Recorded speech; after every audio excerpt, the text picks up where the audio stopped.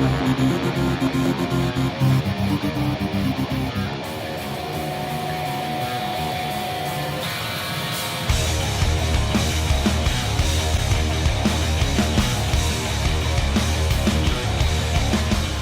Cutting Edge, ik zit hier momenteel met Aaron, zanger van The End, en we zitten in Keulen. Hi Aaron. How are you? Okay, talking about the new record of The End. Yes. You changed a lot in your way of being a frontman, and that really changed the band. Could you explain something about that? I don't know, it's just kind of like one of those natural evolution kind of things. When me personally, when we started writing the new record, the first step I wanted to do was just really push myself in new directions, and being that, I really wanted to use my voice to pull the listeners into our music far more.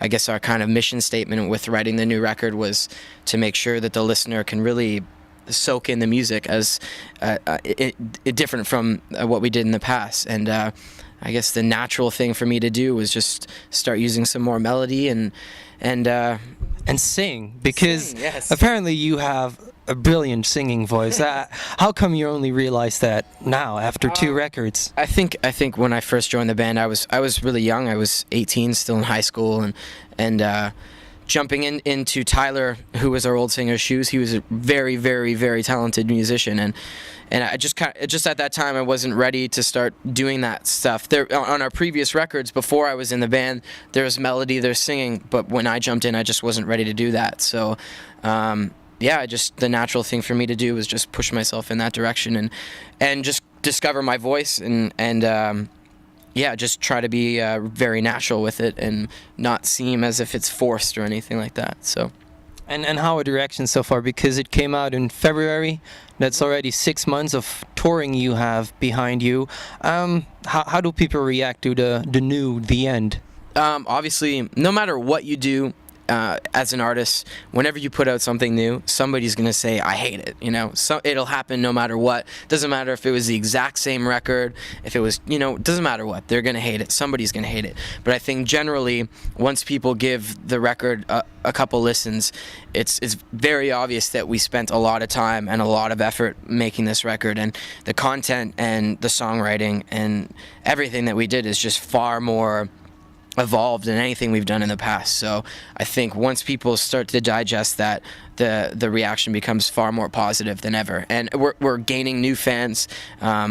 It's really cool to meet people that know us just from elementary, and then they kind of trace things back and they go, wow, this is a change. But for us, it's really cool. Like it's just, we get to play in front of a whole new kind of crowd of people and new faces at every show, and it's really interesting.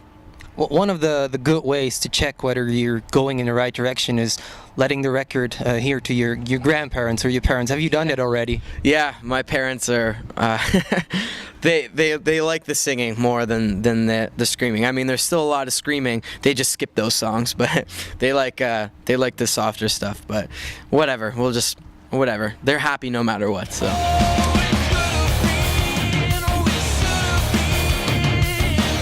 You're constantly being compared to bands like Tool, Cheval, and even Dillinger Escape Plan and the Roses. How does that feel? Comparisons are comparisons. There's always going to be. I guess anybody needs some sort of. They need some sort of title to balance the band by, and that's cool. If somebody's comparing our band to Tool or Neurosis, like in my opinion, those are some pretty inspirational and prolific bands, and if anybody wants to put us in that kind of realm, that's amazing. I think we have a lot of different characteristics to offer with our music, and but yeah, I mean, there's always going to be comparisons, and we just do what we can do to set ourselves aside from that. But it happens, so it's cool. And then, what kind of music do you guys listen to? For instance, what is the latest record being played on the bus right now? I think we're listening to a lot of Fear Before the March of Flames, actually. We really we've just learned a lot from touring with those guys. They're a very, very good band, and we love watching them every night.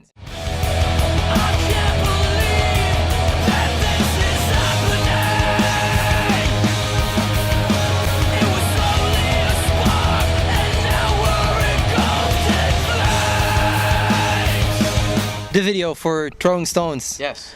You're under the ground somewhere, underneath some big religious kind of complex, and you get dirt thrown all over you for the whole 4 minutes of the song. What a video shoot! Wow.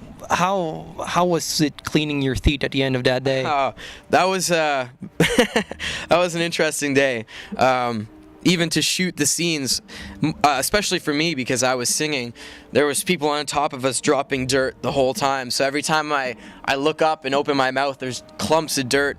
I was throwing up dirt. It was a messy video shoot. Whose idea was it to shoot the video like that? Actually, Andrew Hercules, our guitar player, came up with the idea for the video shoot. He would say that he's not very happy with it, but we still enjoy it. You know, it's our first video experience, and you know, you learn things along the way on how things should be done. But the idea for the video was terrific. It didn't quite get executed the way it was supposed to get executed, but that's just the way it goes. You've got one day to make everything work. You've got 15 hours to make it work, and it was very, very quick. And but yeah, we're shooting another video when we get home, so hopefully this time we'll get exactly what we want. What will it be about? That's Andrew's department. He wrote the treatment for the video once again. It's right now it's top secret, but it should be really cool. Which song? The Never Ever Aftermath.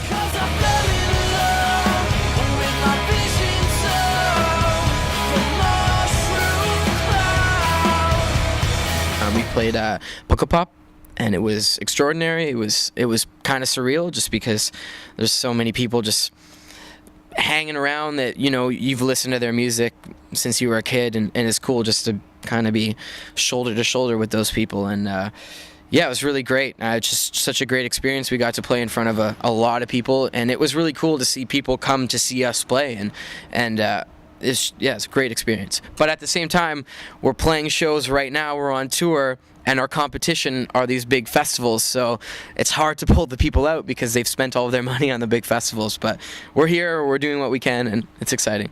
In 2 weeks, you'll be back in Belgium in a place called The Horizon, which is a really tiny, sweaty club. Yeah. Where do you fit in best, in sweaty clubs or big stages on festivals? It's different. That's the kind of neat thing about being in a band. Every day you're in a different spot, different environment, and you have to kind of adapt to it and learn how to play in all these different places. I like the small, sweaty, little tiny clubs for certain shows, but it's fun to be on a large stage and experience it like that. But I think we do the best just because we're more experienced with smaller places in a very tight environment, really packed in. I just think in North America, we're so used to playing these kind of smaller places that we're kind of at home there. But getting in the big stage and playing in front of thousands of people is really cool too. I can't put that down. This was the end, and this is the end. This is. Thank you very much for this interview. Thank you. Bye-bye. I'll be the lucky one. I won't close my eyes as I'm overloaded by all of the explosions. A spectacle of falling sounds. The bus has been really cool. This is our first tour on a bus, actually, and it's been great because I don't have to drive, so I have no responsibility. Well, not no responsibility, but at the end of the night, all I have to do is fall asleep drunk as hell. It doesn't matter. It's fine. So.